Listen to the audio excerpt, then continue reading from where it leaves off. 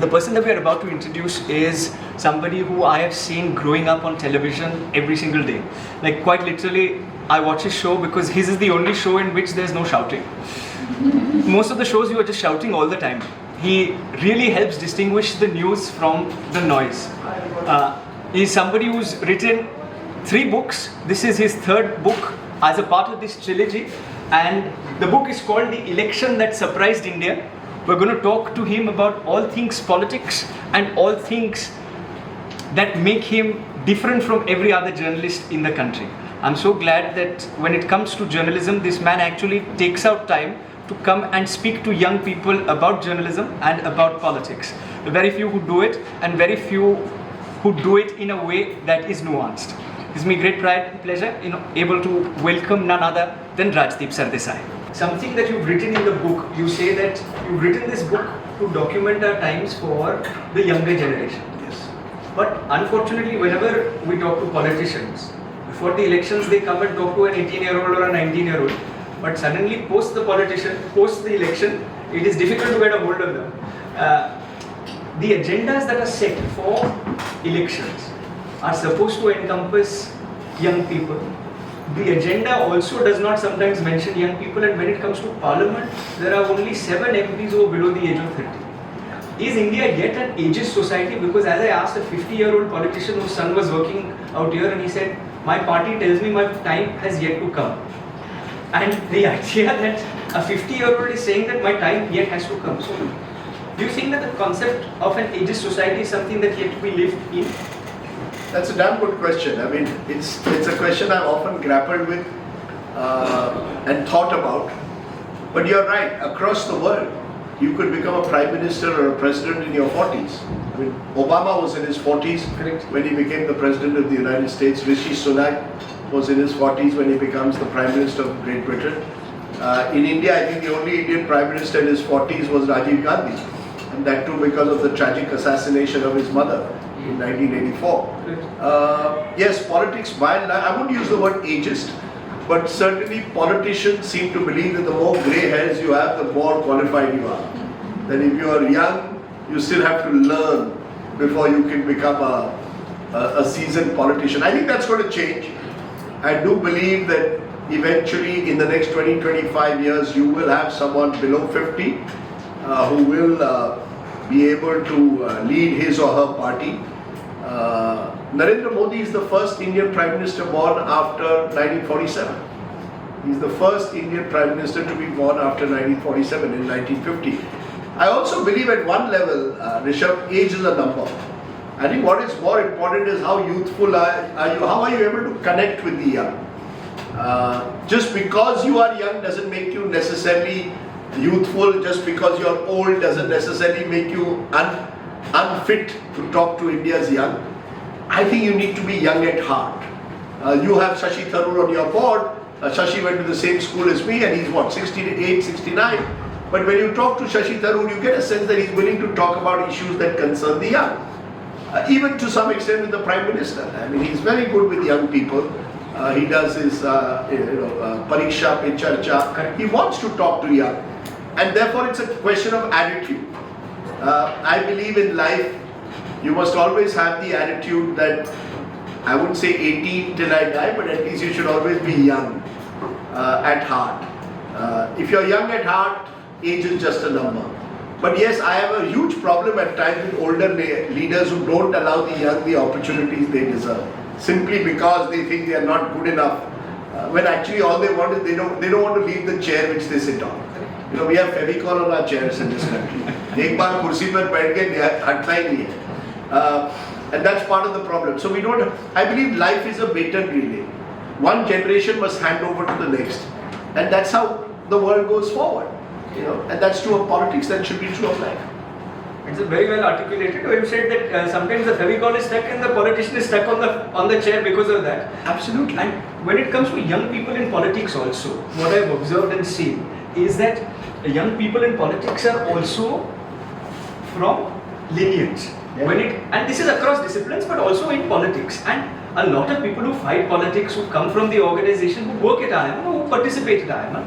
When I talk to them at that juncture, they say, we spent 25 crore, we spent 35 crore in an election, Maharashtra elections, of course you know the numbers better, but how is it possible for a young, normal person from a middle class background who wants to bring about a change and join politics and join a political party? A, you've got these high command culture, and B, then you've got the lineage where you're getting the parachuted politicians who are coming. So then, how is a young person who's sitting out here today or who's going to watch this on social media, how are these people going to ever enter politics, and how will the country get a new, fresh breed of politicians? This is, I think, the real question, even more than the age question. You know that in this Maharashtra election, there are 288 seats in Maharashtra Vidhan Sabha. In 237 documented so far, one of the two candidates, if not both, were the sons and daughters of former MLAs or MPs, or nieces or nephews, meaning they came from the same family. Imagine that. In a state of the size of Maharashtra, are we saying that there are only 237 families who will rule? They could come from either the ruling party or the opposition, but they were all family, they had some family lineage which brought them into politics. This, according to me, is the bigger problem, along with the money power. If the entry barrier is कि मेरे पास 25 crore होने चाहिए, 30 crore होने चाहिए, then only I can contest the election, that rules out many of us. How does a young person or any person with talent who's honest, who's built his life through honesty, maybe an honest professional, where does he get 30 crores to spend on an election? And why should it be that people only from particular families should have this easy, soft landing? I often say in joke, my father was a test cricketer, by the way, played for India for 12 years. And the good thing about cricket is that it is built on merit. I say this, of course, with some regret, because I remember once asking my father, why can't I also play for India like you did? He said, once you go on the ground, you have to score the runs, not me. So a film star's son or daughter can become a film star. A businessman's son or daughter can definitely become a business leader. A politician's son and daughter 100% can be a politician. But sports and music, these are two fields where you have to have talent sometimes given by the God up there. You've got to have something special in you. Only 11 people play for India. 11 people in a country of 1.4 billion. My father till date is the only Goa-born cricketer to play for India. He actually saw his first cricket field at the age of 17 when he came from Goa to Mumbai on a work permit, because Goa was ruled by the Portuguese at that time. 4 years later he was playing for India. Now what can it be that he had some special skill? He knew nobody in Mumbai when he came. Nobody. Pure skill. I had all the facilities, best gates, best, everybody knew, father, son, coaching, but not good enough. So, I think politics needs to also start encouraging real talent and merit. Chalo, money power you can't change, but why can't you make it more meritocratic? Say, yaar, ye ladke mein hunar hai ya ye ladki mein has got some talent, let's give them opportunity. Each and every one of you in this room, and I say this honestly, one day in life, as long as you get good opportunity, I know you will make it. Bas opportunity chahiye. Life is about opportunities. Politics has become a bit of a closed shop. It is still better than some other countries in the world, particularly in the neighborhood, not across the world. But when I go to Pakistan, there is even only 100 families ruling the whole country. And they're even cleverer. They keep one brother in one party, the other brother in the other party. So both bases are covered. In India, usually they are all in the same party. But I'm just saying, unless you open up society, how are we going to build a better India? We are seeing it even in business. In the last 25-30 years, the good news is a lot of the startup companies are run by people who are not from business families. They had some skill, technology gave them an advantage. The IT revolution in a sense helped. And you have a whole new list of India's top 500. I want to see a whole new list of India's top 500 in politics 10-20 years from now. Much tougher, but it's the only way ahead. We'll be a better India if we just give more young Indians opportunities. And one day, as I said, in the next 25 years, a political party will come. Maybe Rishabh will start it. Take I.I.M.U.N. scale it up into a someone has to do it. What you've done with I.I.M.U.N. is what should be done. Right? Give people opportunities to talk to each other, dialogue, become leaders of tomorrow. Why should only few families decide, who will be the leaders of tomorrow? One day this will change. My son is going to be 30 in 2 months, and he is very clear in his mind. He wants a merit-driven India. Whatever you want in life, if you are good enough, you should have the talent. I call it to just conclude on that, to look at Indian cricket, because cricket is my other great passion. I call it the Dhoniization of cricket. The Dhoniization is what? Where did he come from? From Ranchi. He also didn't have a hope in hell. He was selling tickets at Kharagpur station in the early 2000s. 10 years later, he was holding the World Cup. एक कुछ तो है ना आदमी में, that he could do it. Virat Kohli coming from West Delhi, not really a cricket bastion, but today every young kid in West Delhi wants to be the next Virat Kohli. That's what we want to see in every field in Indian life. The day that happens, why are we the best cricket team in the world? Because we have discovered that talent across this country and given opportunities. Every district now has a turf cricket ground. Every district has a cricket academy. And if you are good, 9 times out of 10, nothing can stop you. That's the spirit you should have. Agar acha hai, he must play for India. Or agar achhi hai, I was watching a women's cricket team. Even they are also coming from all parts of the country. That's how we should celebrate India. Very rightly said, and I'm glad that the cricketer's son did not become a journalist. Did not become a cricketer, he became a journalist. No, Rishabh, there's another story there. If you fail in everything else in life, there is always journalism. So that is the story. Honestly, I would have loved to be a cricketer. It's just that I was not good enough. I thought perhaps that is true for politicians and not journalists. Also true for politicians. But I'll be honest to politicians. Let me be fair to them. And you must realize this. Being a politician is not easy. It's a very difficult job. Imagine an average politician in Lok Sabha, his MP's constituency is 20 lakh people. Some like Bangalore North are 30 lakh people. Imagine you are one MP for 30 lakh people. In Britain, every constituency is only 5, 7, 8,000. In India, it's 30 lakhs. How can one person sitting in one MP fulfill the needs of 30 lakh people? Every day someone comes, sir, मेरे बच्चे को admission चाहिए nursery में, वो drain पानी नहीं चल रहा है. We have converted all our leaders into municipal councillors. Sir, मेरा वो doctor का appointment fix कर दो. Anything and everything. So it's not easy being a politician. It's a 24/7 job. And it's a tough job to very tough. But it's a tough thing to even get into politics, like you said. Like in cricket, there are 11 players, and sometimes Smriti Mandhana brings glory to what Virat Kohli can't in the IPL, and Bangalore celebrates. But so now it's become gender neutral in every sense everywhere.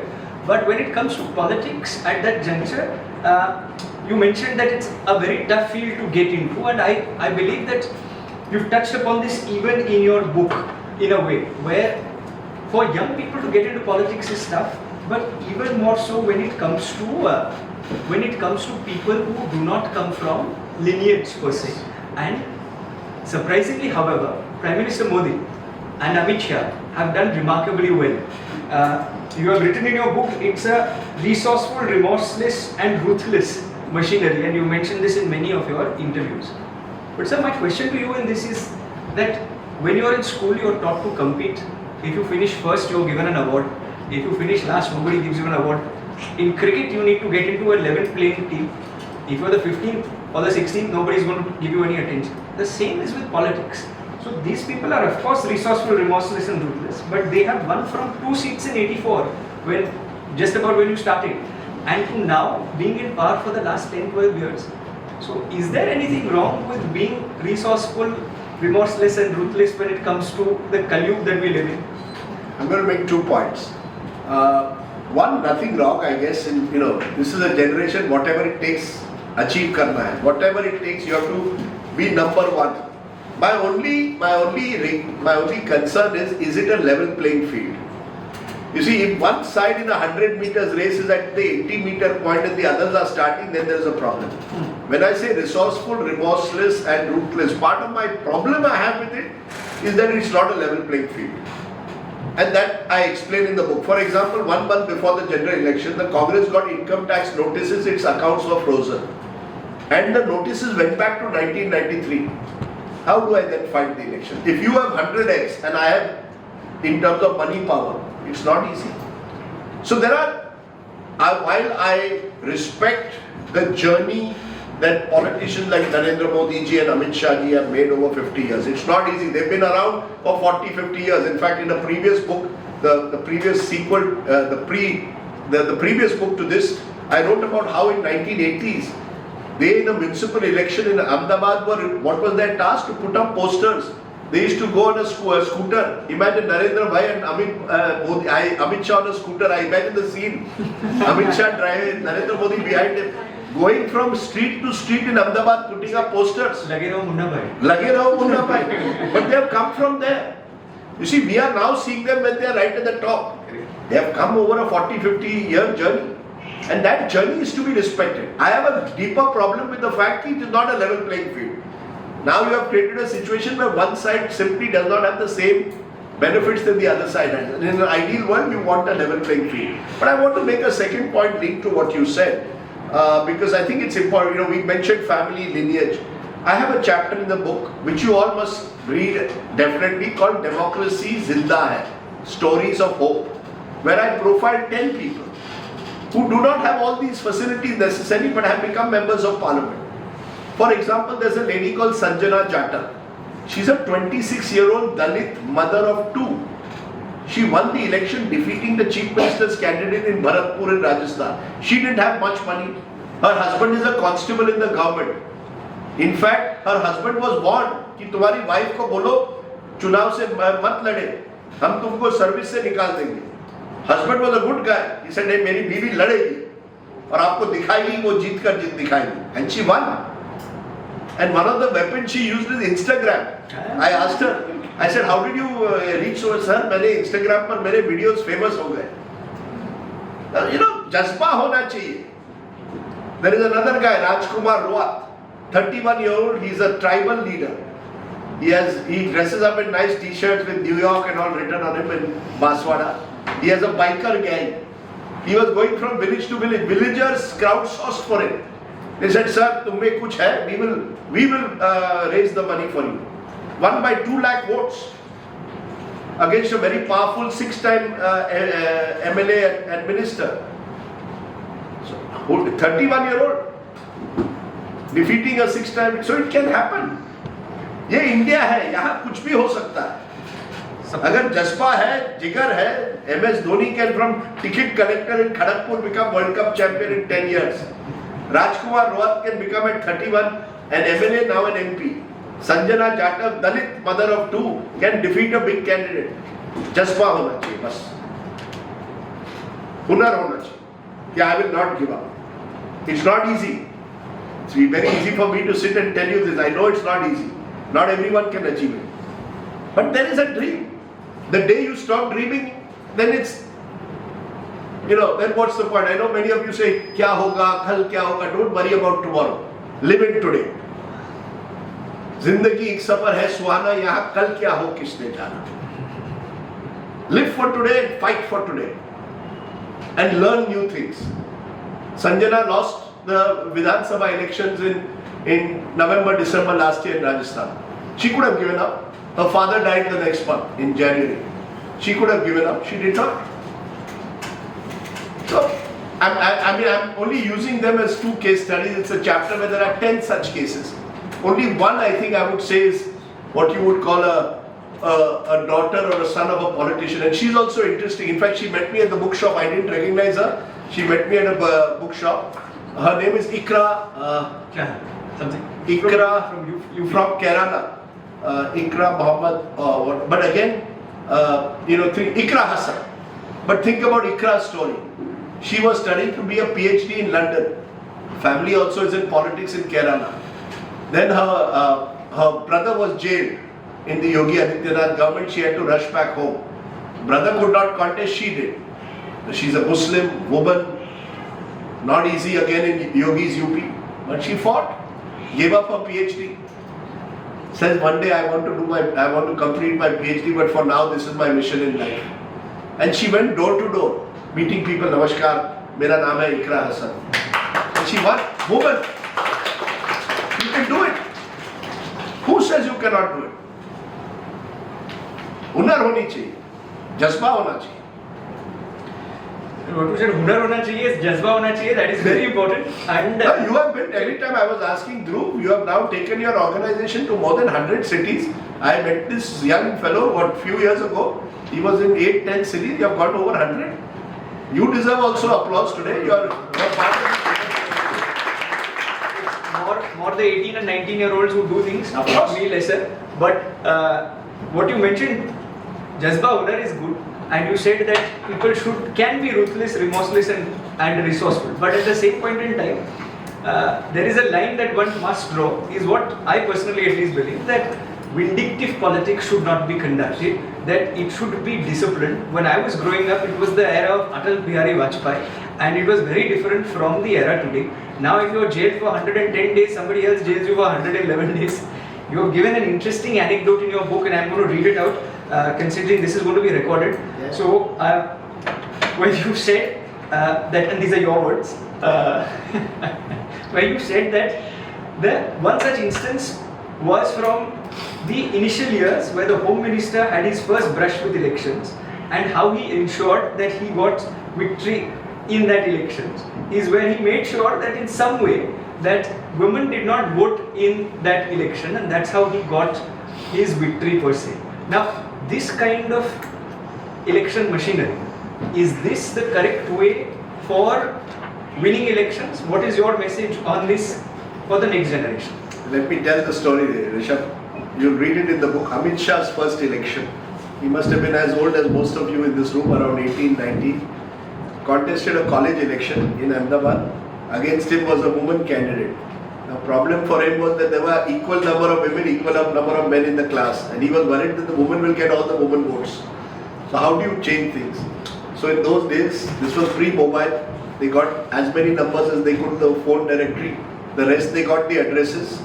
Either sent notes to the house or rang up the parents to say, "Kal जब चुनाव है, don't send your daughter to college. हाँ, ये हो सकता है, तूफान हो सकता है." About 20-25 girls didn't come to college. Amit Shah ji won by a few votes. Now, some people will say this is ingenious. देखो कैसा दिमाग चल गया. Others will say, my God, what kind of mind is this? The line between being ingenious and being seen to be evil is very thin.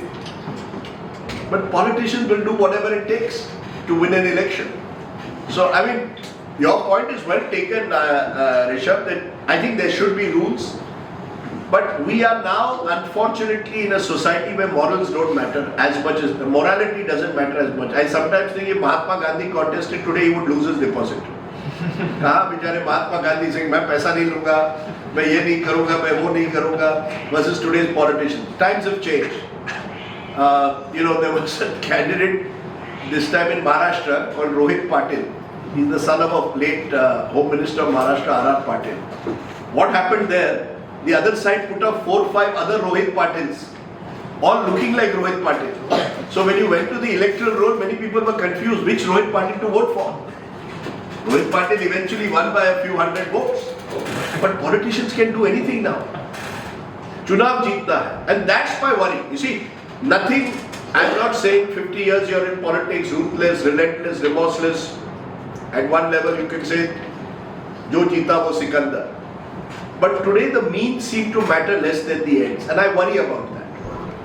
I think we should always push for means also to be as important. They can never be as important, but they should be important, right? How we win is as important to me as winning. But this is a new generation, I guess. And, I think in this generation, as much as one of the things of this generation that I would like to say is that Gen Alpha and Gen Z, it's surprising that as much as they may read a Friedrich Nietzsche and question morality, the idea is that some of the morals that they have are as principled as the ones that, like you said, Mr. Gandhi had. So that's great. Mahatma Gandhi. No, that would be great. If that is true, that would be great. But I have seen in these last 35 years of covering politics, I have seen criminals winning. People with criminal records, who are criminals, have won elections. Now, they will turn around and say, "Main to chunav jeet gaya. Who are you to call me a criminal?" People have decided that they want me. How do I then change the minds of people? But It is troubling. It is troubling to me. It is not so easy to sort of just say, "Chunav jeet gaya, isliye sab khoon maaf." Which is what I'm saying, that there is no morality in politics. Yes. But there is also, sadly, this is one of my favorite chapters in your book. There's also a sad chapter, is media. Where there is, I'll be very honest, when I was growing up, I used to watch with some regularity all news channels because I was told at home, saying read newspapers and watch news channels. Today, I don't see any other news channel, and the only show that I will say this on camera, the only show that I used to watch was yours at 9 p.m. Now you've taken a 2-month sabbatical, and that also left a void in that sense. But the idea that today there is no morality, and therefore there is not a level playing field. One may say that there is no level playing field because the politicians have more money, but there is also no morality left in journalism. It's very easy to put a price tag to everybody, and that price tag is now very easily affordable for these political parties. Channels are bought completely, interviews are bought completely. And therefore it's a one-sided portrayal of things to society. So when it comes to young people challenging status quo, my only worry is if they are given the right information, whether it's not necessarily the right information, but it's the central information. The idea being that then they are able to make up their minds. But if they are going to be fed only one narrative again and again, then they are only going to see one thing. On mainstream media, it's right wing. On social media, it's a majority of left wing. Whether you see The Wire, whether it was your good friend Sandesh or whoever it is, the idea is, and then these people have become, in their own sense, pseudo-journalists who give out their own opinion. So, sir, if I may, I've seen so many of these interviews which are conducted by you, where the person, where people are conducting interviews with you, and then they go on and start giving their own opinion in the middle. My thing is that when I've seen you taking interviews, you are perhaps given one or two opinions in the middle, but you are asking the questions and not setting the narrative. So journalism is dead as much as any of the other pillars that protect our constitution, our democracy. Your thoughts, and what should young people do to separate news from noise? You are giving me now very difficult questions. I became a journalist in November of 1988. How many of you are born in this room in 1988? Nobody? Not even Rishabh? No. Okay. Now, I was a young journalist, 23 years old. I had joined the Times of India in Mumbai. Now, please imagine the world. I want all of you to imagine what the world was in 1988. There was not a single private TV channel, not one.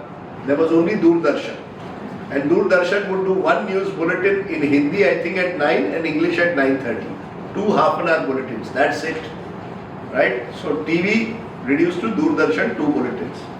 Newspapers, there were 3 or 4, Times of India, Free Press Journal, Indian Express, 3-4 newspapers used to come.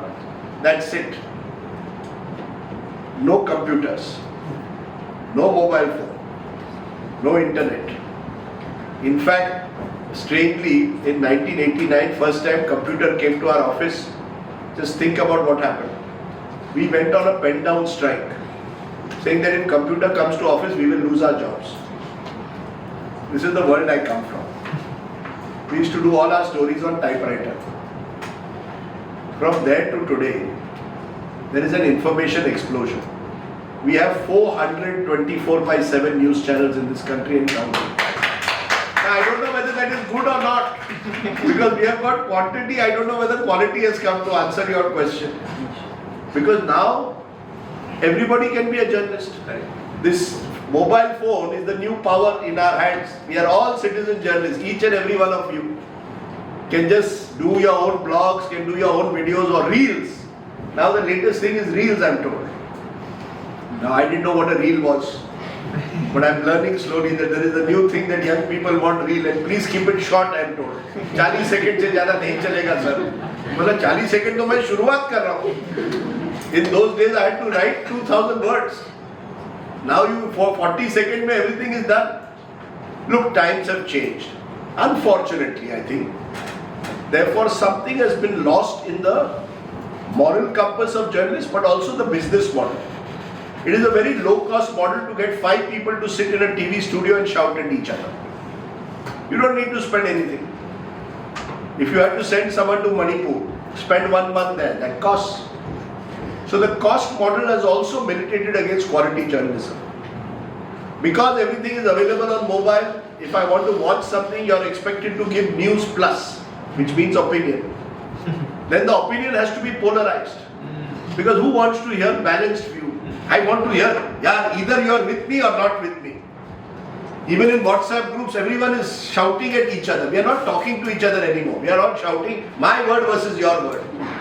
Videos have to go viral. I said, ये virality क्या है? Sir वो thumbnail में कुछ sensation होना चाहिए. जब तक सनसनी में हो वो चलेगा नहीं.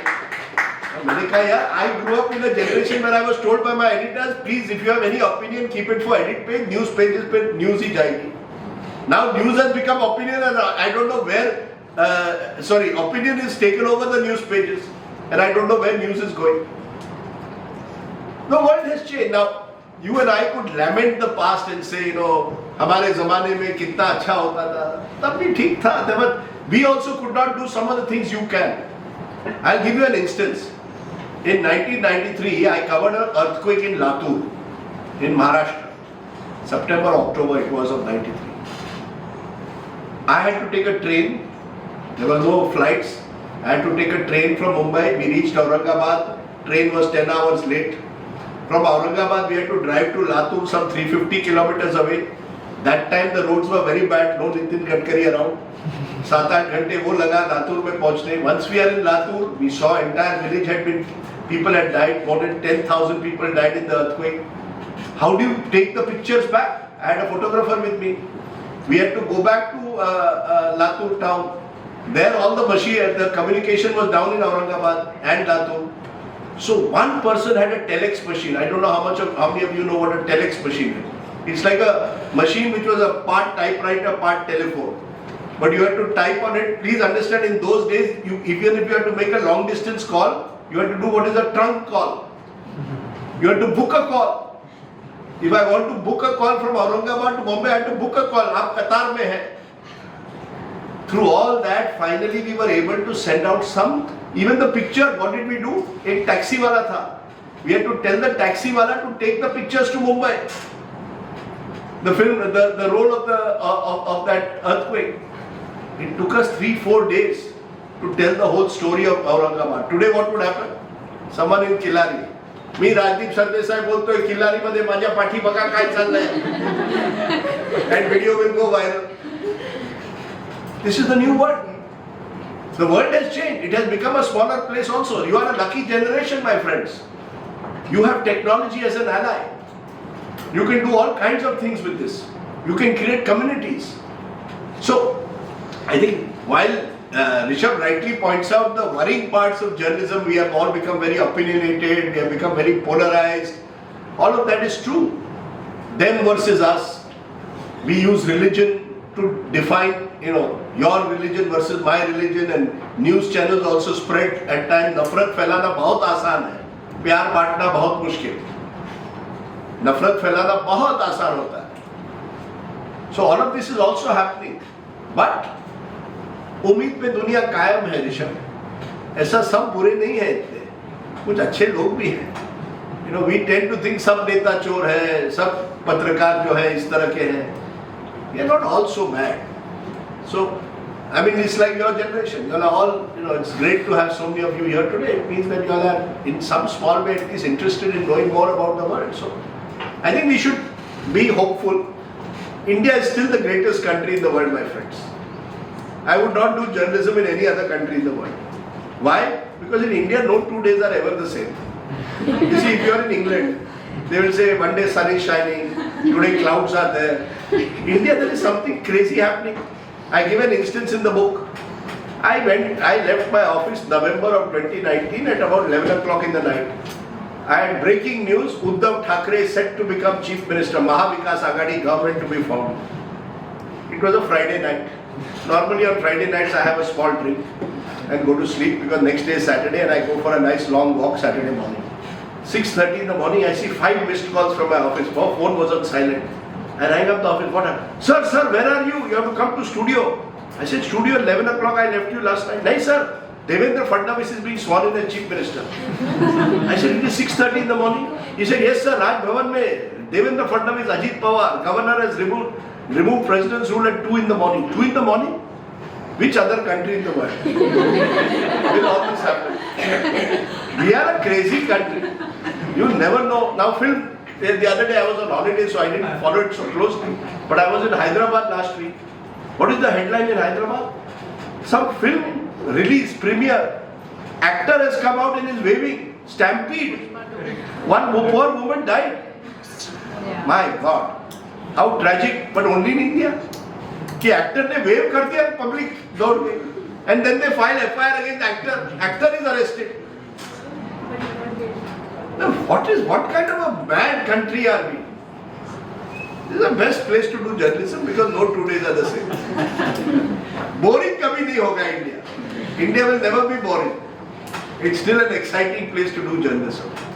No, it is very exciting, and what is very exciting is also is whenever news is presented in a way that is unbiased. But for news to be unbiased and for journalists to be excited and for the public to be equally excited, you need an India versus Australia contest. And because you are a cricketing aficionado, I will utilize that analogy, and for all the ones who don't like cricket, you need an equal playing field, you need a good strong team and a good opposition.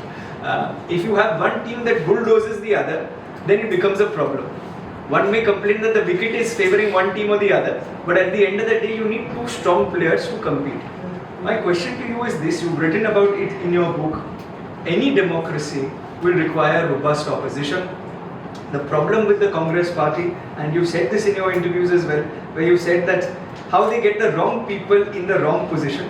That Rahul Gandhi, for 10 years, and in the first 2 books, and I've read all your books because they serve, I think, as a great insight into what is beyond Indian politics. We see the headlines and we see the news and we think this is what's happening. But when you read his books, you actually come to know what happens behind that. So you've written this, that he's never missed an opportunity to miss an opportunity. That is Rahul Gandhi. And then you also mentioned in this book and in your interviews that how they get the wrong people in the wrong position. K.C. Venugopal from the south, when he was addressing a UP chief who could only speak in Hindi, at that juncture they could not understand each other. So you had a South Indian and a UP, a person from UP who is speaking in Hindi, one guy speaking in South Indian, in Tamil or one of the languages, and then there is a lack of comprehension. Now these are small issues. If you tell a person who's in grade 10 or grade 11 or even in grade 5, saying you need to get the right people in the right place, many head girls and head boys out here, the Indian National Congress, the pillar on the basis of which we've had the independence, is unable to get such basic issues right. Is it possible for the Congress to revive itself? And what should those who are interested in democracy, because in Maharashtra as well, there is no political party now, is as good as no political opposition. The ones who are in opposition have joined ruling. So the idea that there is, for the benefit of democracy, there is no opposition. What should young people do about it, and what are your thoughts? See, I don't know what young people can do, but look, if the ruling BJP is ruthless, remorseless, relentless, the opposition is, for the most part, pretty uninspiring. I don't want to say useless, but uninspiring. And doesn't give the impression of being a real challenger in the true sense of the word. Having said that, not easy being an opposition leader in India today. If you are in the opposition, who knows, ED will come to your house one day. ED seems to only operate in opposition ruled states in India. It's a bit of a problem.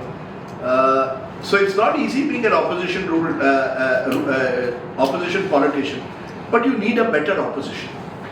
You need an opposition that can offer some cohesive alternative worldview. Just as the BJP did, I mean, you may disagree with them, agree with them, but they offered an alternative when they were in the opposition. An opposition's job is not only to hold the government accountable, it is also important to offer an alternative vision. Having said that, as I said earlier, not easy to be an opposition leader. I just read in this Pegasus judgment in the United States, it has only confirmed what many people said, that phones of opposition leaders across the world probably were infiltrated and were being spied upon. Now, unfortunately, our Supreme Court, instead of acting on it, has kept that entire report in a sealed envelope for several years now. See, these are the things that, opposition, even if it is uninspiring, it needs a level playing field. You cannot have different rules for different people. You can't say government में हो ED आपके घर नहीं आएगी, opposition में हो ED आपके घर आएगी. Opposition में हो people will spy on you. Government में हो no problem. So I think opposition is a problem. I think as young people, all of us should be asking questions. One of the great joys of being India and not being China is in India I can ask questions, Rishabh can interview me here, I can make critical comments about the government, कोई मुझे arrest नहीं करेगा. In China that is the fear always. Now that means you and I must never lose the capacity to ask questions. I asked one question in the book which has troubled me now for last 2-3 years and I want you to think about it. How many people died during COVID? Government of India says over 4 lakh people died. World Health Organization says more than 40 lakh died. Where is the truth? Where is the truth? Who is going to tell me the truth? Is it not the job of those in power to at least tell me that truth? What is the harm? You can't say pneumonia se mar gaya, kuch aur mar gaya. Why don't you want to tell me how many died of COVID? Or Prime Minister's Cares Fund. Where does the money go? Who has got the money? How much money? We must ask these questions. We must file RTIs. You ask what should the young do? The young should be able to know how to file a right to information. The young must know how to use the whatever powers we have. We don't have unlimited power, but in our own limited way, we must have the capacity to ask questions of those in power. What is the quality of train services? How many potholes are there on Mumbai's roads? Can I be honest and sorry to I didn't interrupt in yes, answer, but whenever, say for example, anybody wants to do anything political, like in my case, when I used to have this conversation earlier, when we were starting out in 2011, saying, should one join politics or not join politics? And the immediate answer given to me was, Rishabh, we come from a business family, you will join politics, we'll get calls. Later on, of course, one has understood that perhaps it's better to make politicians rather than entering politics oneself. But the idea, the fact that whenever somebody is trying to do something which is anti-establishment, there is also a lot of criticism that they face both from within the quarters. Like people will say, "Arey, isme kyun padna hai? Rather watch Naruto or an anime. Why are you watch Harry Potter? Why are you getting involved in what is happening between BJP and Congress and commenting on something online? Because we will face the backlash." And I'm saying this not just in a South Bombay or a South Delhi, but in small parts of India. The fear that young people have is that we want to say something. Sometimes our families don't allow us to say things. So what should young people do in that? No, that is what you are saying is very right and very, very troubling. See, as I said, we are not China. India's genius is that we have free citizens who can speak out. If, as you are rightly saying, that for speaking out, we will in some way be targeted, then it's very worrying. Democracies cannot be built on fear. But I still believe, as I said, in India we must still.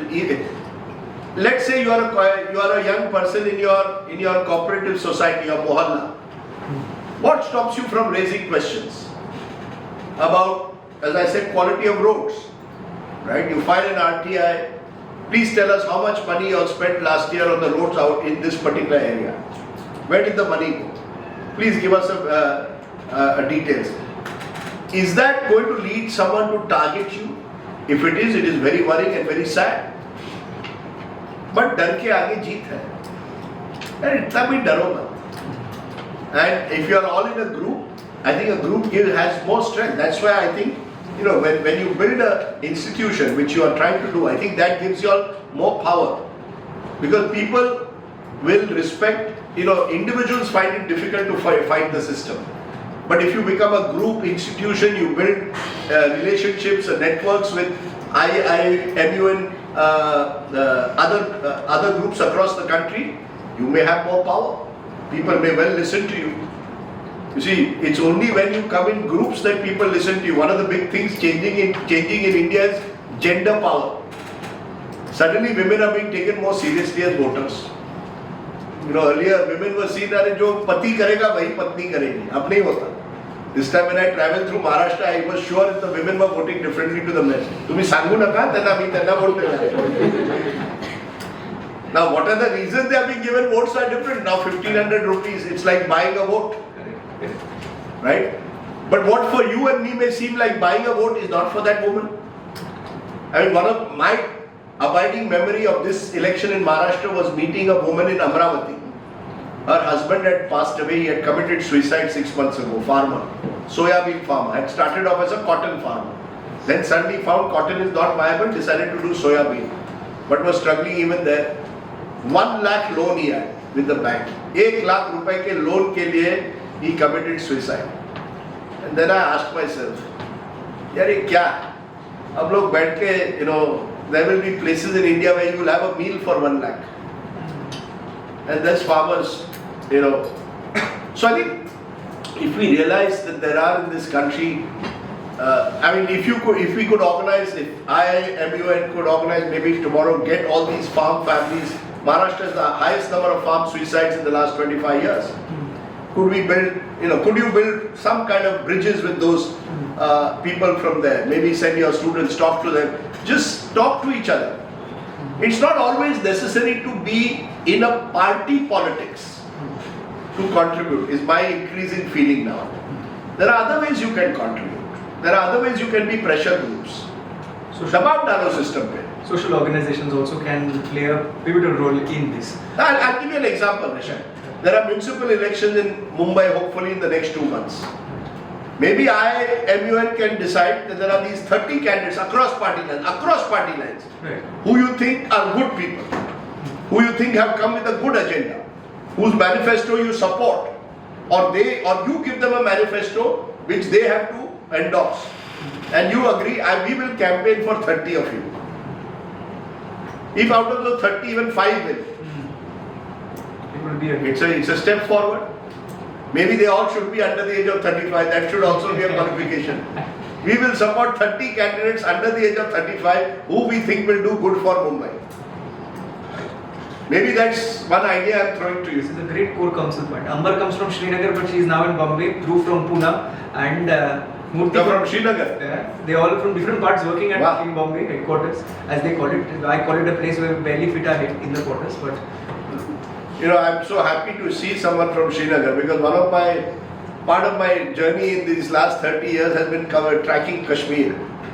And 1 or 2 generations, more than 2 generations of Kashmiris have lost out because of violence. Very talented young people, but lost out because of violence. Every time I go to Kashmir, I talk to people, they're all very, very, very aware of what is happening in the world around them, but they feel a sense of future kya hoga. And I hope that one day young people like you are able to transform your state. Not easy again, but ummeed pe duniya kaayam hai. You are the most beautiful state in the country. I want Kashmir to be Switzerland. It's more beautiful than Switzerland. But it's caught in this terrible cycle of violence. And unfortunately I will say something which may trouble some of you and should trouble you.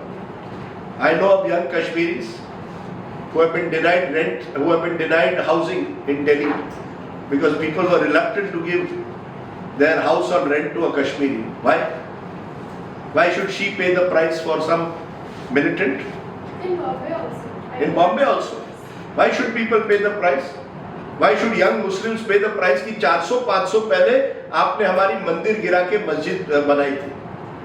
अरे हर मुसलमान को तुम कटघरे में रखोगे for what happened 400-500 years ago? That's not acceptable to me as a young Indian or any Indian. This is the greatest country in the world, my friends, because it is the most diverse country in the world. Preserve the diversity, treasure it. Hindu, Muslim, Sikh, Isai, insaniyat par jiyo. That's how you should fight for a new India. That is the greatness of this country. I told you, one of the reasons I do a show at election time, I don't know whether I'll do it in future, it's called Elections on My Plate. Why? Because इस country के plate पे क्या क्या मिलता है? कश्मीर चले जाओ वाजवान मिलेगा, साउथ इंडिया चले जाओ इडली डोसा मिलेगा, महाराष्ट्र आ जाओ बेस्ट मिसल पाव मिलेगा, कहीं और चले जाओ पाव भाजी मिलेगा. Go further into south, into eastern India, you'll get fish there. This is India. This is the most magical country in the world. No country, not even America, at its greatest could match India's diversity. That's why we are not Pakistan. Through the 1990s, I traveled through Pakistan a lot. And I realized how that country was going to get destroyed. Religion destroyed that country. जब धर्म के नाम पर आप राजनीति करते हो या धर्म के नाम पर एक दूसरे का बंटवारा करते हो, you cannot survive. Pakistan was destroyed by this Islamization that took place. No place for women. Why? Are women not equal? That's how you build. Great nations are built through diversity. America did it. America was a welcoming, accommodative, accepting country. That's how America built its great universities. People across the world came, taught there, the best came there. We still don't have, Rishabh, even one Indian university in the top 100, which is troubling. You cannot be a superpower without that. The total number of schools has decreased from 2014 to 2024. We had 15 lakh schools back then, we have 14 lakh today. People give ratios such as GDP and things like that, but the absolute number is that you have reduced number of schools. From the first education policy, then you changed the name and made it national, from NPE to NEP. But the first education policies, I remember, because we have a group called Global Principals Network, and we recommended some principles to the government who helped in the formulation of the NEP. At that juncture, one of the clauses that they put was that 6% of the government spend, the GDP, should go towards education. But sir, this is the policy in 68, this was the policy in 86, this is the policy in 2020. But there is not one government, because you mentioned education, I'm very passionate about that, and there's not one government that has spent more than 3.5% of its GDP on education. Today, if you ask them how many of you study in private schools, just by show of hands, how many of you study in a private school? That's vast majority. How many of you would like to study in a government school? And this is the reality of our country. My question to you is slightly separate, but you've touched upon it in your book. In 2002, in the India Shining campaign, I was promised as a young boy, as a young teenager, saying, in 20 years from now, India will become a developed nation, Rishabh. The amount of opportunity for us will increase.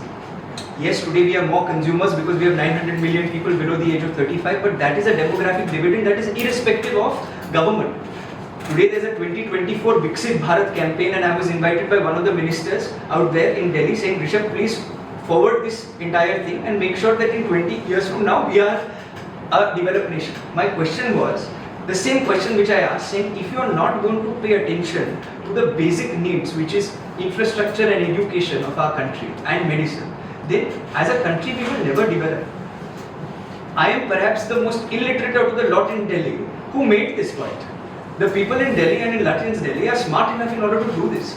Why has India failed over these years when it comes to implementing policy, and not just the NEP, but all the policies that the government has come through, not just this, but even previous ones, they failed when it comes to policy implementation. Where do you see the policy paralysis happening? Look, I think one of the problems in this country is that we have not decentralized enough. How can someone sitting in Delhi be deciding for something that's happening in a village in Amravati? We are a subcontinent-sized country. Governance must be decentralized. We should have policies that are targeted at specific areas. And only then can we actually realize the potential of this country. Which is why, since you mentioned education, I think part of your manifesto for the municipal elections Should be education. You should have an education manifesto, and you should find out how many political parties and leaders are willing to endorse your manifesto.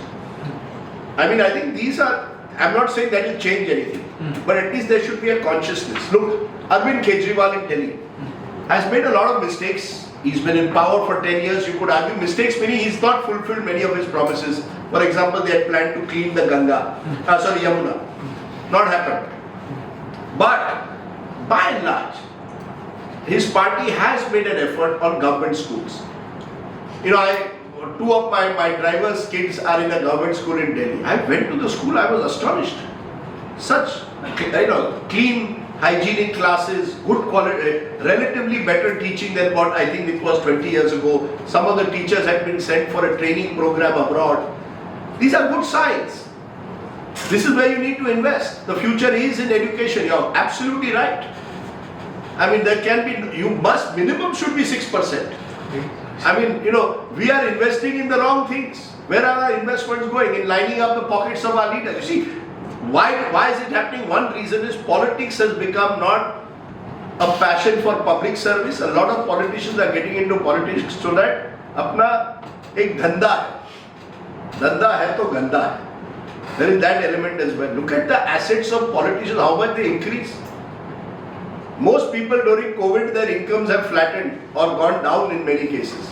Not our politicians. The same politicians, particularly in southern states, whose assets were 4 and 5 crores are now 50, 60 crore. कहाँ से आ गया पैसा? So the money which should be going into investing into education, into hospitals, the two key areas that I believe the future of India depends on to a large extent are hospitals and education and schools. India needs at least 5 to 10 universities in the top 100 in the next 20 years. India needs a certain base quality for all schools. All schools. Where is there equality of opportunity if my school has a standard here and your school has a standard here? Not you. How can you be equal? My son and I often have this debate. My son is a doctor. He is very against reservations in medicine. I said, you know, Ishan, all very well that you don't want reservation in medicine, but please tell me, you went to a first class school of South Delhi and someone else goes to a school where he does not have any of the facilities you have. How is it equal? Should that person not get some benefit? He said, no, then the benefit should be on economic criteria, not on caste. I said, okay, that's a starting point. I can understand that. But in India, there is a link between caste and your economic status. However, yes, in the long run, reservations should be purely on the basis of your economic criteria, agreed. But you need reservation. How else will I pull people up? मैंने मेरी जिंदगी में बहुत बुरी चीज की है. चलो मैं जान. One good thing I did. About 25 years, in about 95, 96, a young man came. He was from our company. My company decided to make him my driver, company driver. His name was Ramesh Mandal. He spoke no language other than Maithili. He was from North Bihar. He was from Bihar. He spoke Maithili language. He didn't know English, Hindi also was very little. 4 or 5 years later, he came to me saying, "Sir, मुझे मेरे बच्चों को 2 boys and a girl, I want to educate them in a good school. वो केंद्रीय विद्यालय में कुछ कर लीजिए." So in those days, ministers and MPs could had a quota for Kendriya Vidyalaya. I think now that has stopped for MPs. So I rang up Arjun Singh once and Murli Manor Joshi once because they were ministers at different times. And I managed to get all these 3 kids into Kendriya Vidyalaya. Today, one of those boys is a company secretary, other is a computer programmer, daughter is a B.Ed and teaches. In one generation, from a driver who could not speak English properly or any other language, forget English, even Hindi properly, to his 3 kids who are now computer programmer, company secretary and a teacher. What has changed? He got opportunity. Opportunity they know this will be the greatest country in the world. Nobody can stop India. If you don't give opportunity on the other hand, the demographic dividend will turn into a disaster for the future. Because then kids will be unemployed and unemployable. Because this is now a skill-driven economy. If I don't provide you the skills, you will not be able to compete in this new world. केवल BA BCom से अब नहीं चलेगा. आपको कुछ और करना पड़ेगा. Some specialization, and we all have skills. Every person in this room has some skill. The opportunity that you spoke about, yes, does not exist in places like Kashmir. 7 years ago, when we started operations in Kashmir, and now we have our largest team outside of Bombay in Kashmir. 300 students. Wow. And they volunteer with us out there. There are programs like this that are organized. But you spoke about the diversity dividend in your book. You've spoken about how demographic opportunity will become a demographic disaster. Yes. People in Srinagar have seen it firsthand. The rest of the country is now beginning to see it, where you said that a person is graduating but is not getting a job, and the issue is becoming that they are not employable. Yes. So my question to you in this is that it's all well and good that there is a diversity dividend that one needs to focus upon. But there are certain times where a lot of people tell me, especially all the RSS and BJP leaders, when they come, they keep telling us saying that there needs to be some sort of homogeneity in the country. Only then there's and to extrapolate that into the example that you were giving, then there need to be some certain skills that everybody has. Like say for example, good communication, good leadership, good HR skills, good PR relation skills. So there are certain base elements that everybody should have. And To that end, should there be policies across the country which focus on making India more united? Like, for example, one nation, one election. Or are these the wrong agendas for the next generation? I am a great believer in diversity. So all the leaders who talk of homogeneity, I get worried. अरे unequal nation है और तुम homogeneity की बात करते हो. 10% of Indians account for 70% of our total income. 10% as per Oxfam report, I think. 10% Indians are accounting for 70% of our income. What is this homogeneity? Homogeneity is going to take, even if you try, it is going to take centuries. I am not calling for an equal, are they calling for an equal society? That's not going to happen. Homogeneity का मतलब क्या है? We have to preserve our linguistic diversity. People speak different languages. We have to preserve our cultural diversity in terms of people from the northeast may have different cultural habits to someone from the south to someone from the north. We have to preserve our religious diversity. कोई गुरुद्वारा में जाकर मत्था टेकता है तो कोई मंदिर सिद्धि विनायक चला जाएगा, कोई जामा मस्जिद चला जाएगा. That is India. ये homogeneity it cannot be imposed from the top. If it comes, look, one nation, one election. One nation, one election is not what India really needs. India needs less money power in elections. India needs to have a new kind of perhaps politics where you have proportional representation. मैं 50 vote से चुनाव हार गया, I don't become an MP. In different parts of the world, they decide if you cross a particular percentage, you could get, you could be more, you could have, you could be elected to a particular assembly. We need to think of new imaginative ways. Right to recall. If my MP MLA does not work for me, after 3 years, majority of the people of the constituency should have the right to recall him or her. कुछ नया करना है. One nation, one election. How will you have? You see, it will go against the basic federal principles of this country. This is not a presidential system. India, Tamil Nadu thinks different to Telangana. Now Telangana thinks different to Andhra Pradesh, which thinks different to Odisha. Preserve our regional strengths. Yes, we could have maybe one country, 3 elections, let's say. एक general election, half the country goes to polls at one time of the year, state elections, another half goes in another cycle. Something like that. I am not against trying out new ways. If it can actually cut costs, I am not sure it can cut costs at the moment. Because the money power is there. Whether you have one nation, one election or whether you have one nation, 20 elections, पैसा तो जा रहा है ना system में. One nation, one election was an example like that I gave. But I'm seeing other policies, like say for example education. It's a concurrent subject. Yes. Whatever the center says, the state will disagree unless it's a, as I call it, a double engine sarkar. So I've seen this. Education. Education should be, say for example, so is there, what I'm trying to say is on certain parameters, do you think there should be more centralization in the sense? Look, again as I said, like Maharashtra has 11th and 12th. Some states don't have it. Correct. Right? Those states now that are going to follow the NEP will not have 11th and 12th. Is from what I gather. They'll have 12 plus 4 is going to be the... There should be a standardization. Agreed. Standardization of textbooks, standardization of curricula, standardization. But with the aim of improving quality. Not with the aim of just bringing homogeneity for the sake of homogeneity. So like UCC or UCC would be a bad example? Look, I think Uniform Civil Code is an idea which needs to be debated, and through consensus we need to have a uniformity in certain laws, for example, which are gender friendly. Laws should be gender friendly for the new generation, for a new India, no doubt about it. But from it cannot be only discriminate. A Uniform Civil Code should not be targeted at one community. Already they are saying UCC hoga, but tribals will be kept out because tribals have their own unique cultural practices. At some stage, laws will have to be fashioned for the 21st century in a manner that they are gender friendly, that they are progressive, no problem. I don't think religion should be the basis for making laws. Laws should be based on the basis of will it benefit each and every citizen of this country. If we can evolve that into a uniform civil code, I am all for it. I believe that eventually we will have to move in those directions. So, look, these are all complicated issues, but they need a dialogue, Rishabh.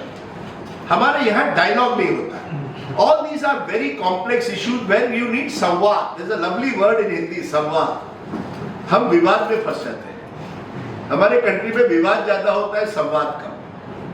अभी WhatsApp groups पर भी विवाद होने लगे. People walk out my school WhatsApp group. I don't agree with you. You are pro Modi or anti Modi. अरे कहाँ school group में ये कहाँ? So we have now made a rule in school group, no politics. So I mean, ideally we should be talking politics. Why not? But we should talk in a way of dialogue. Just because I disagree with you doesn't mean you and I become enemies. हम दुश्मन नहीं बनते. We may have मतभेद हो सकते हैं, मनभेद नहीं. But this is unfortunately, this what you are saying is very good in this discussion. But when it comes to the politicians, sir, and I mean you've interacted with them much more. Because of the divisive nature of politics, they are the ones who are setting the tone in parliament, they are the ones who are setting the tone then on television. Then finally when it comes to a classroom discussion, of course we expect the next generation to be less divisive. But when you are seeing on television, you are seeing your leaders, you are seeing Rohit Sharma and Virat Kohli fighting with each other, then obviously a person in school, when he is asked to collaborate and not compete, will start questioning saying, but वो तो ये कर रहे हैं ना. Absolutely. So sir, my thing is that people say that cinema and television is a reflection of society. This is my second last question. Is television and cinema is a reflection of society, but at the same point in time, isn't it the other way around also, where society becomes a reflection of what they see on television and what they see in cinema? And to that end, don't you think that when you, and especially when you're writing a book like The Election That Shaped India and your trilogy that you've written, you've given insights into what goes behind the scenes. Now there will be a few who will read, but there will be a lot amongst the generation that may not read. So everyone is not going to get necessarily a nuanced understanding of what is happening behind the scenes. They are just going to see the big headlines. So my question is, how does a young generation then distinguish the news from the noise, and how do they remain central in a world where everybody is either left or right? It's a wonderful question. It's a long question, but your nub of your question is right.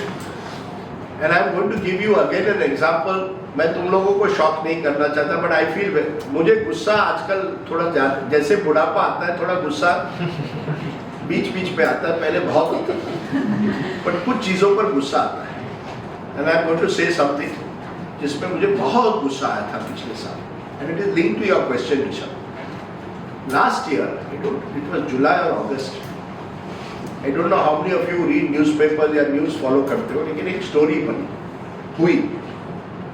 A railway police constable took out his gun, went into a railway compartment, and started firing at people who he thought looked like Muslims.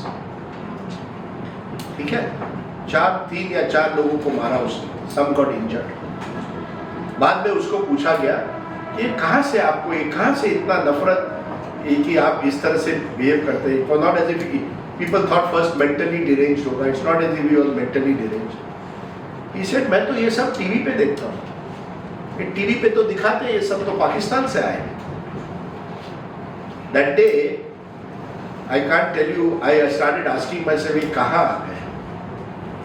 And it's linked to your question, Rishabh, because you're right. But if on TV day after day, हर दिन रात को हम नए एक दुश्मन ढूंढेंगे and target someone, उसके लोगों के दिमाग पर तो कुछ होगा. If you constantly show conflict, if you constantly show one community pitted against the other, then there is a problem. And that problem can affect a railway police constable. Who knows who else it can affect? And from both communities. As I said, that is why we have to be, I think we have lost our moral compass on TV sometimes. When we just TRP के लिए कुछ भी करोगे, it's a very dangerous way to be. I'll give you an example again. This is my book. आप किताब पढ़िए. Take your time. कोई हल नहीं, पर पढ़िए जरूर. एक कोविड के टाइम पे तबलीग की जमात had a meeting in Delhi. Nizamuddin में उनकी मीटिंग हुई थी. उसके बाद कुछ तबलीगी के को corona, they fell victims to COVID. They had COVID. And that was the very period when COVID cases were rising, 2020. Immediately some news channels started flashing, Corona jihad in India. Tablighi की वजह से कोरोना बढ़ गया. अरे corona was spreading across India, not just because of tabligis, but it was spreading across India. But imagine that was what was flashed. and particularly on social media. आप लोग social media बहुत देखते हैं and WhatsApp university बहुत है. People are flashing Corona jihad. 1 year later, Kumbh Mela takes place in Haridwar.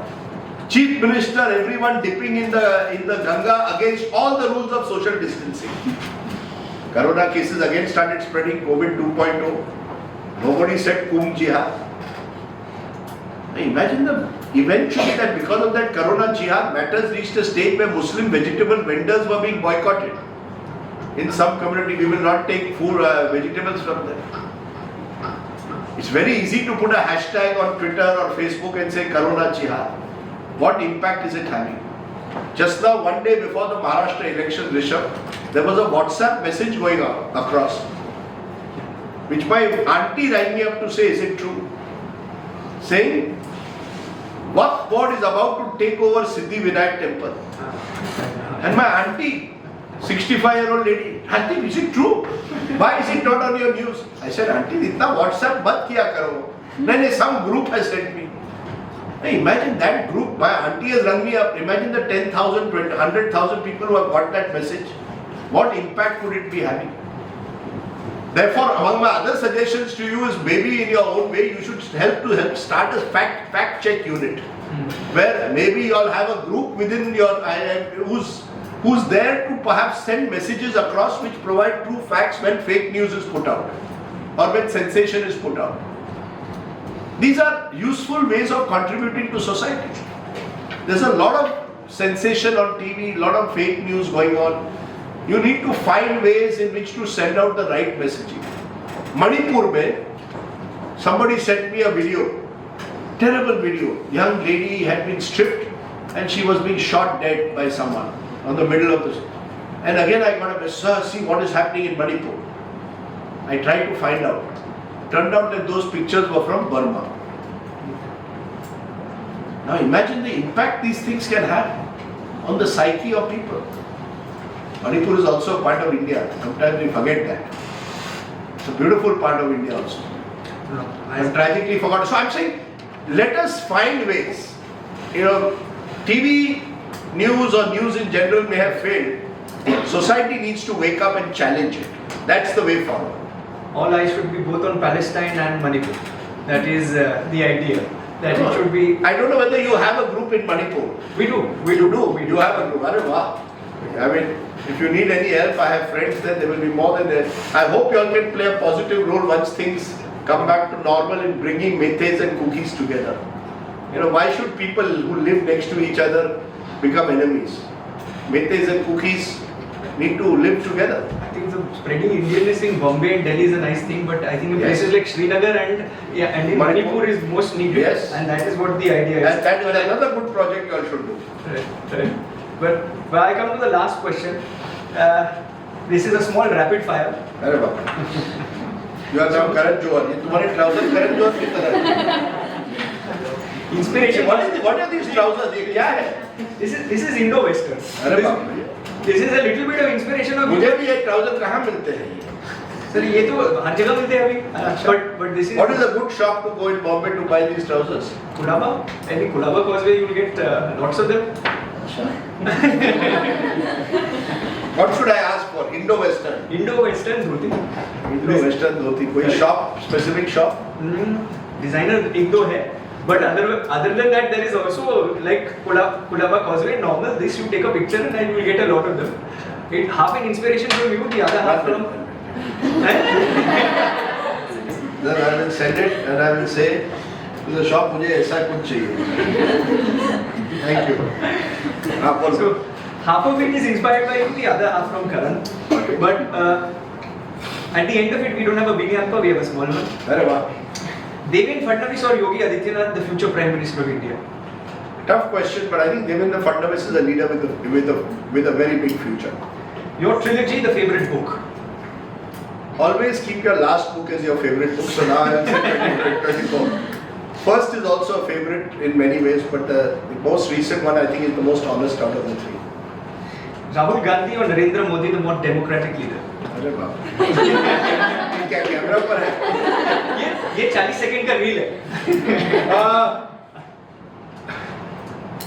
It depends. I am tempted to say when it comes to democratic values, possibly Rahul Gandhi. Arnab Goswami, a better journalist 20 years ago or now? 20 years ago. This is all the real material that will go by. UBT, Shiv Sena, that is the Shiv Sena of the UBT. I'm going to correct my question on Rahul Gandhi before I get into more trouble.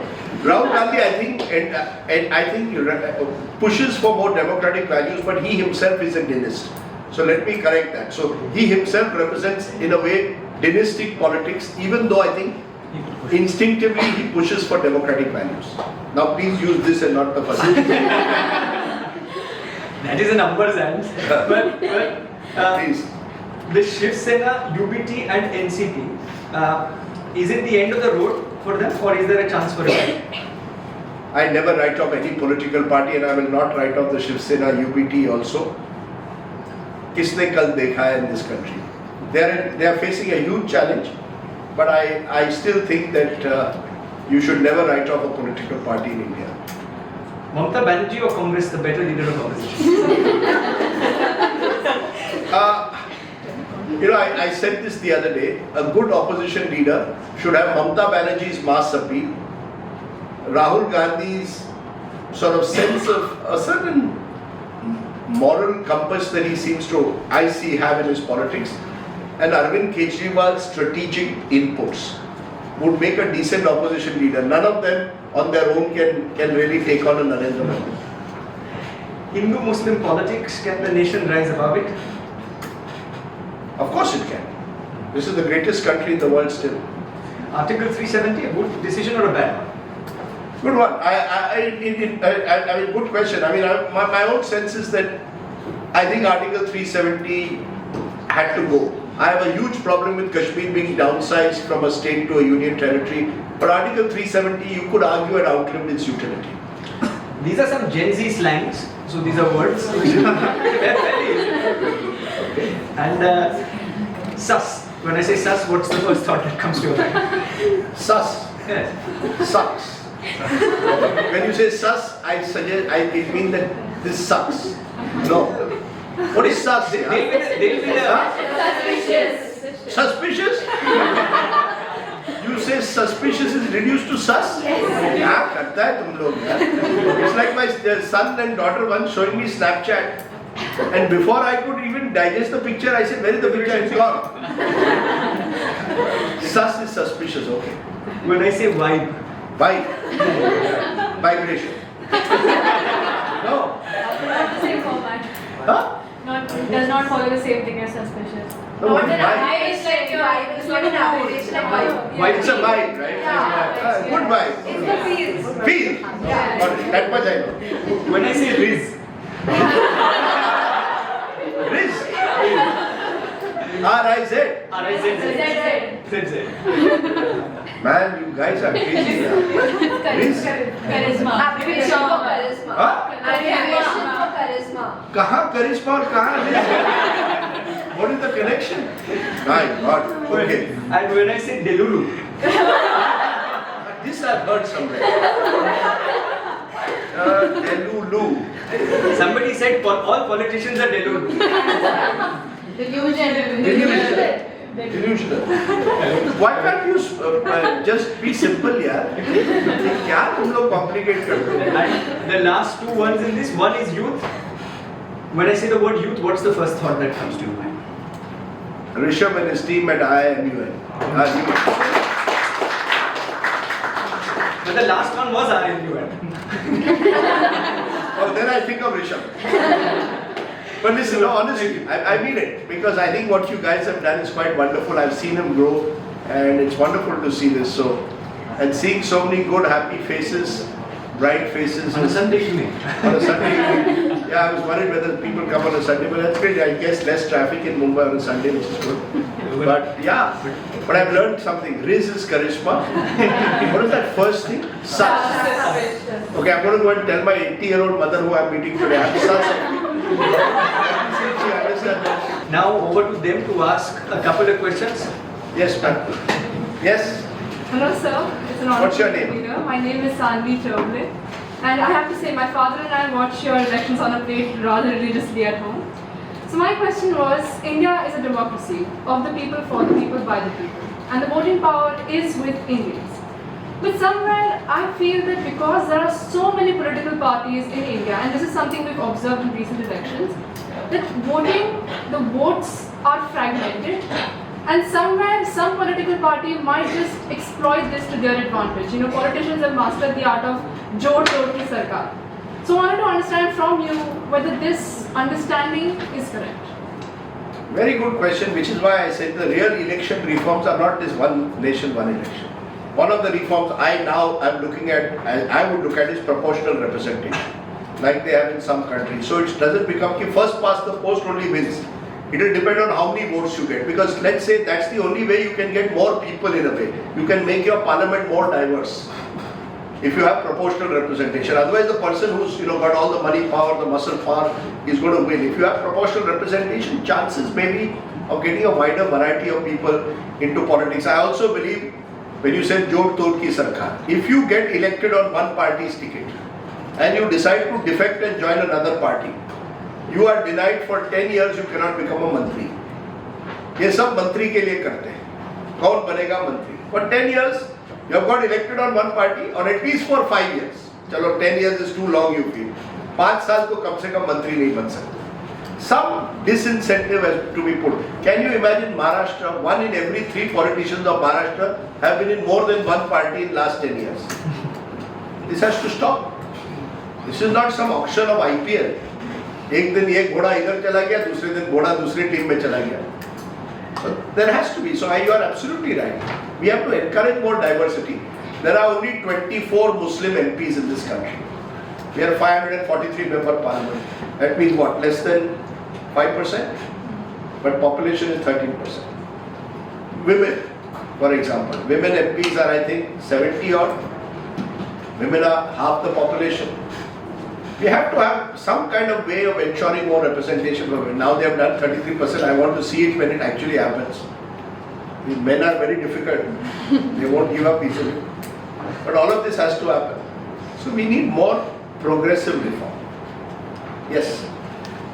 Yes, young man. How old are you? I am a girl. My name Girl, how old are you? Yes, sir. I've turned 15 this year. Very good. Yeah. My name is Lovely. Arna Tell me. Devaskar. My name is Arna Devaskar. I'm from Euro School, Thane. So earlier today, you said that opinions don't have any place in the news, right? The information that we provide. At the same time, I'm very sure that many of the times when you had to cover a news which might have conflicted with your own ideals, ethics, morals. So how do you manage your emotions, and how do you make sure that your opinion is not being shown whereas the actual information is being shown? Very, very good question. Very difficult to answer, my friend. How do I, look, as I said, it was easier in the past when there were clear rules that, news on news pages, opinion on opinion pages. Now with TV there, it's very difficult not to bring your opinions in. What you can only do is, you're a storyteller. You have to tell the story as you see it. You go there, you see the story, you report it. When you are in that place as a reporter, that's your job. It's like a pilot. Pilot's job is to make sure that the airline lands through turbulent skies. Your job is to tell the story, good, bad or ugly. Some stories are good. I went to Kashmir this time. One of the best things I saw was the Beach Behara Premier League. 10,000 people had filled in and were competing. Kaun banega Kashmir's #1 cricket team. I was so happy to see it. But I've also seen in the same Kashmir terrible violence against people who have nothing to do with with any militant group, but they are people who have lost their lives, families who've seen their people losing their lives. So that's the bad. And I've also seen the ugly, which is again this sort of mindless violence. In each instance, you go and report it. You report the good, you report the bad, you report the ugly. You may get emotional sometimes. That's part of life. Somebody asked me once whether, for me, honestly, young girl, the most difficult story I ever covered was Mumbai 92-93 riots and blasts. I was a young journalist. This was my city. I was like all of you. I loved this city, and I saw this city being torn apart. The most difficult day in my life, and we are not far away from it, is the day the bomb blast took place. I just didn't know how to deal with it. I was the news editor. I had to make sure that all my emotions and all were kept aside. I had to tell the story. It's not easy. It was easier then, maybe, as I said, because there was not so much of pressure of opinion dalo. But you have to just tell stories. You have to be ultimately tell the story. Keep your emotions out to whatever extent you can. But you are human. If you don't get emotional, then you are not human. If a young woman has been gang raped, what happens? Will you not be emotional and angry? Why should that anger not come through? I was born in Ahmedabad. I saw the Gujarat riots. I saw Mumbai riots, and I get emotional. My children often say, "Papa, don't cry." But I'll tell you, even thinking about it, there was this young family in Ahmedabad. They lost their young 14-year-old son, Azad. They never found his body. They were a Parsi family. And a film was made of that story called Parzania. I don't know if you have ever seen it. Agar ho sake to wo picture zarur dekhega. Parzania. It was done by a friend of mine from school. And over the years, I've kept in touch with the family.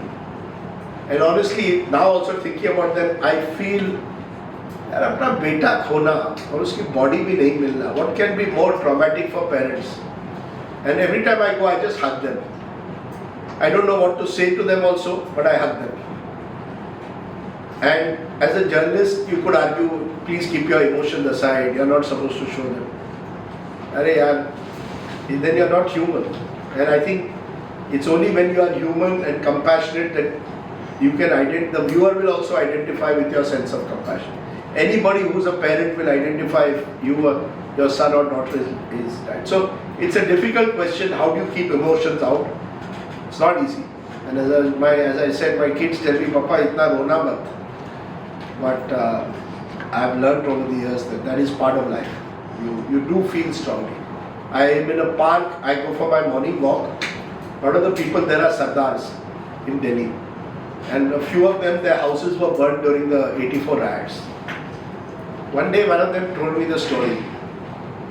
His family had come from Pakistan, built this business, and then overnight it's all gone. But he had a smile on his face. I said, "Paji," I just hugged him. That's life. Sorry to get emotional, but that's why I feel strongly कि कभी धर्म के नाम पर बांटो मत. कभी भी नहीं. Judge people for who they are. There are criminals in every community. But don't make religion a benchmark for dividing people. So I got emotional. But it's a very good question you asked. It's a tough question to answer. Not easy. Yes. Thank you for sharing. We'll have happier question. Yes, young man. Sir, I personally had 3 questions to you. अरे बाप रे, एक पूछ ले यार. Yes, anyway. No, actually, to be honest, all linked. All linked. अच्छा, चलो. Sir, as well. Okay. My first question is that whose ideology in this nation right now would you prefer? Gandhiji's Satyagraha or Savarkar's Hindutva? Because we have seen both of the ideologies running throughout the nation, one from Congress and the India Front, and the second from BJP, of course. Sir, whose ideology is best fit for the nation, and both the ideologies, when combined together, create UCC? Does that end the UCC debate right there? देखो, see, let us not pit these historical figures one against the other. I am a great admirer of Gandhi. यार उस आदमी में कुछ जादू था. When you think about it, someone who is beaten up by the British, thrown into jail, but when you read him or you hear about him, there was never any anger against them. He was the epitome of love and compassion. So I think that is universal. That's important. Savarkar was also very progressive in many ways. When it came to, for example, on issues like untouchability, Savarkar had very strong views that untouchability is unacceptable, just as Gandhi had. But Savarkar was even stronger on it. Let's not pit one against the other. What is it? We have to choose the best of everyone and build a better India. We tend to, Patel aisa, Patel versus Nehru. Kya Patel versus? They were all great Indians who fought together, shoulder to shoulder. Now, 60 years later, should we go in direction of Savarkar? India has changed. It's a new country. I still believe that Gandhian values matter more than anything else, because Gandhi's core values are compassion, courage, truth. It's incredible how honest he was with himself. Always, everything was out in the open. He was probably India's first environmentalist. Today everybody is talking about climate change. Gandhi was talking in those days about the importance of nature, of working with nature. I hate to pit one leader against the other. Absolutely. Just to quickly add, if this book is of course a must read, but his book is also a must read. If you've not read My Experiments with Truth, I strongly recommend that everybody should read that book at some point in time. It shows you the journey from believing in the fact that God is truth and then eventually realizing that truth is God. So it is something that's very, very fascinating. And I've often thought that when Gandhi went to the round table in a loincloth, all the British are in their suits, three-piece suits, what must they have thought? ये क्या आ गया ये आदमी? उसको ठंडी नहीं लगती? He killed them with kindness. So let's not compare. But tell me, yes. So my second question to you was that freedom of speech in India is extremely important.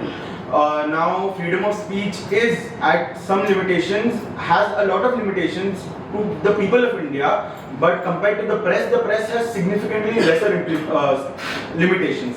But I've often seen that 140 crore people in this nation, and there are half of them who don't trust news as 100% source of information, and they consider news as more of propaganda. So my question to you here is that do you think that press in India is suppressed and burdened by politics?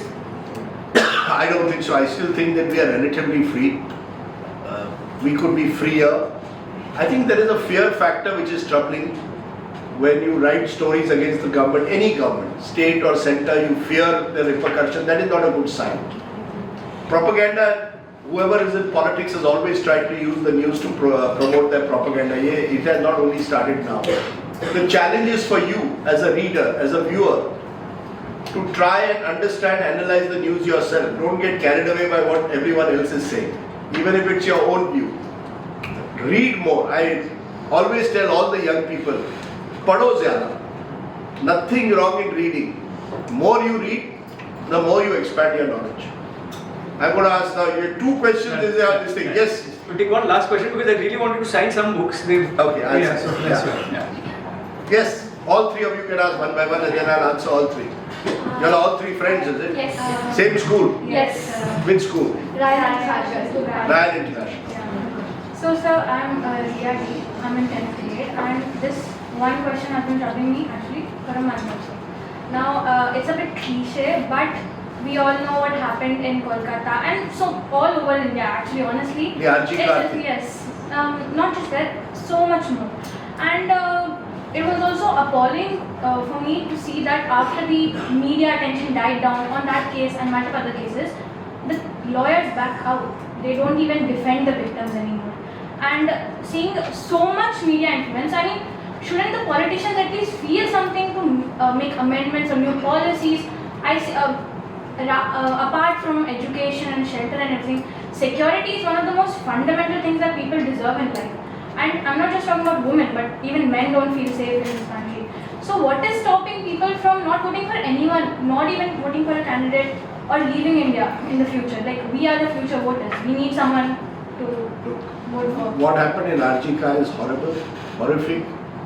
But look at the way the media also covered it. We made it out to be a gang rape. It was not a gang rape, it was a rape. Terrible. I'm not trying to distinguish and saying, but look at the way the influence it must have had on the family of the victim. Media is going around saying gang rape. Then the right person has been caught. CBI has found no destruction of evidence. But the whole narrative has scared people. Ki ye sab ho raha hai, what are the politicians doing? Look, all hospitals, government institutions, everyone, and maybe unfortunately in this country sometimes it requires a horrific rape for administrations to wake up. Right? We need better conditions for women to work at night. It's a simple thing. They need more safety, whether it's travel, transport, whether it's more better lighting, whether it's ensuring that there are CCTV cameras everywhere. All of this should be there. It did not require a horrific rape to wake us up, but sometimes it does. But let's not also feel as if so helpless that let's leave the country. That's the easy option. But I do think that women's security needs to be top of the agenda for every government. You see what? There is politics played over rape also in this country, unfortunately. Rape par bhi they play politics. Someone will call for someone's resignation. That's not going to solve the problem. The problem is going to be solved only when you have a standardized, the point which Rishabh made for education is true for women's security. Standardized policies across the country for women working at night. Simple. All police forces across the country, including police stations, should have standardized thing for a woman wants to make a complaint of sexual harassment. Standardized policy. There should be enough women in public places who should feel safe in this country. There should be fast-track trials for anyone who's accused of rape. Case should not go on for 20 years. So we need changes in laws, in policies. Unfortunately, there's too much politics. And that's why you and I then feel helpless. But hopefully some change will come. I still think that we are in a better place today than we were 25 years ago. But we need to go much better. Women are still not safe in public places. Bombay is better, I don't know if it's changed. But I still think Mumbai is relatively better. You feel a little safer. I think my daughter lives in Mumbai, she feels much safer here than she was in Delhi. And I think that is to the credit of Mumbai. It is still safer for women. Yes, ma'am. Your question. Good afternoon, sir. I am Hansika Shrivastava. I am the president at I.I.M.U.N International School, Kharagpur. Firstly, it is very enthusiastic always to listen to you speak. So my question is very generalized. As she mentioned as well, the Kolkata case, it was a rape, but all over social media we could see people with full confidence saying that it was a gang rape. And not only confidence, they were also providing proof, which was probably fake, that it was a gang rape. How do you think the generation, since we are so active on social media now, how can we differentiate between news and noise online? I don't know. I think we are going to need one major fake busting social media site, which busts it in real time. So if somebody puts out false news, immediately some red mark should come. Now AI maybe will be able to do it soon. Just as I went on a pen down strike, or I was part of a pen down strike against computers. I hope your generation doesn't say, "Arey AI, kya karega?" AI must be used as an ally, as a friend. One way to do that is this: some AI mechanism app comes up. Moment the news is fake, immediately a red mark comes, whether it's on Twitter, Facebook, or anything, so that the news can't spread beyond a point. WhatsApp, Facebook, Meta should invest in this, in my view. News channels, we have a fact-checking unit at India Today. But again, it's not easy to do it in real time, but it must be done. I think all of you, if you are looking for something in journalism or communication, think about setting up fact-checking units using AI. I think it's going to have a huge future. Yes. Hello sir, my name is Sasha. So we have discussed so much about politics. My question is not so much streamlined to politics, it's general. Sure. So actually Rishabh, he asked us a question on idea of India before the session started. Stemming from his question, I would like to ask you about the idea of mindset of Indians and our thought process. It's as simple as, so I was discussing with my teacher about how we could curb pollution, right? And he was like, give us solutions. I told him that we need to change the mindset of Indians ourselves. Because when you compare the mindset of Indians with those of, let's take an example of Singapore, it's very different. Singapore, their mindset completely different. It's like, I don't want to say this obviously because I am a proud Indian, but there they care more, they want to nurture. Whereas India, the mindset is feeble. I'll just say that. So what are your thoughts on that? And first of all, Singapore is the size of Chani Road. I know, it's not even as big as Mumbai. It's not even as big as that. What of Mumbai? It's not even as big as Colaba or Chani Road. But you're right. Look, you make a good point, man. I'm not trying to say that. But look, I am not going to say it's about, my sister lives in Singapore. They're a small country. It's very easy there to enforce rules and laws. We are a country of 1.4 billion people with such unique diversity, which is our strength but also our weakness. Because it's often then difficult to bring everyone together on one issue. For example, I remember when the coastal road was being built, different groups had different views. Now everybody is starting to use it. But we certainly need to look at issues like air pollution more seriously. But how do I tell someone who's living on the margin, उसको अपनी रोटी चाहिए? Air pollution तो बाद में आएगा, रोजी रोटी के लिए जो आदमी लड़ता है, thinking or discussing air pollution for him could be a luxury, right? He just wants his basic needs first. So in a country like India, it's not easy to build a consensus on issues. It's not about mindsets. It's about just what we are as India. I mean, we're just this vast, diverse country with so many sharp inequalities in living standards. In such a country, to be able to make air pollution, let's say, a national issue, not easy. Having said that, it should become something that should become part of education curricula. We should have climate change as a subject, in my view, right from class 8 at least onwards. And it should become something that we should be talking much more about in public fora. So that automatically over time, there is a sense that people get of why it's important to look at climate change and pollution. I'll give you an example. Surat was one of the dirtiest cities in India in the early 90s. Worst level, one of the worst, they had a terrible plague in Surat in the 90s. Administration got together with citizens. Today Surat is one of the cleanest cities in the country. Indore, the Swachh Bharat program has been very successful in Indore because citizen groups have got together with administration. It's possible. Indian का mindset हम इतने बुरे नहीं हैं. You know, you see, we just need a system that थोड़ा हमको भी include करो, make it participatory, involve people, public को. Today, my driver was telling me something interesting. He said, sir, there should be a rule that if you have shops in an area, it is the responsibility of all the shops to keep the road outside the shops clean. If they don't, put a penalty. Maybe there is something in that. कुछ करना पड़ेगा. I agree with you. It cannot be चलता है attitude that we are like that only. हम इतने बड़े हैं इसलिए हम इस पर कुछ नहीं करेंगे. But it needs to come from below. Maybe I.I.M.U.N. 1 year your resolve should be we will start a Swachh Bharat drive. I think when society gets involved, magic happens. Unfortunately, our people in government don't involve society. वो राजा बन गए. अंग्रेज चले गए, इनको छोड़ गए. वो अपने अपने बड़े बड़े बंगले में रहते हैं. They are very happy. They need to involve you and me, right? They need to invest in good people who will work on this. I still maintain 20-25 years ago, someone will come in this country who will do that. Who will start a citizens movement on these crucial issues like air pollution. Look at the quality of air in Delhi. And perhaps it So could much be so in Mumbai. Today I could not even see what was. No, I walk, madam. My mother lives on Marine Drive. I walk every day. In all these years, I can't now see the other side.